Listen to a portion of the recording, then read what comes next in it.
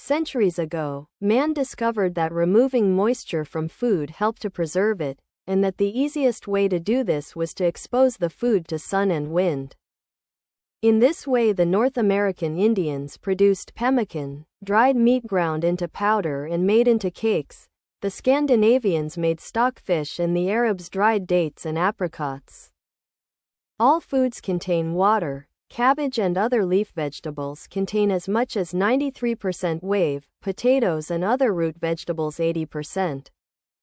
Lean meat 75% and fish anything from 80% to 60% depending on how fatty it is.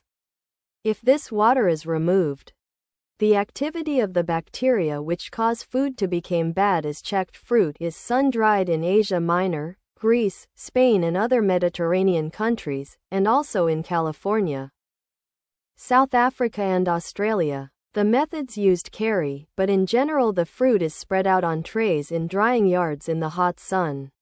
In order to prevent darkening, pears, peaches and apricots are exposed to the fumes of burning sulfur before drying.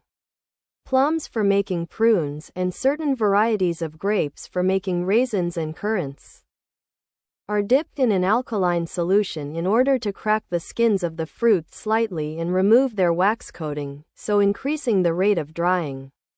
Nowadays most of foods are dried mechanically. The conventional method of such dehydration is to put food in chambers through which hot air is blown at temperatures of about 1100 C at entry to about 450 C at exit. This is usual method for drying such things as vegetables, minced meat and fish. Liquids such as milk, coffee, tea, soups and eggs may be dried by pouring them over a heated horizontal steel cylinder or by spraying them into a chamber through which a current of hot air passes. In the first case, the dried material is scraped off the roller as a thin film which is then broken up into small, though still relatively coarse flakes. In the second process it falls to the bottom of the chamber as a fine powder.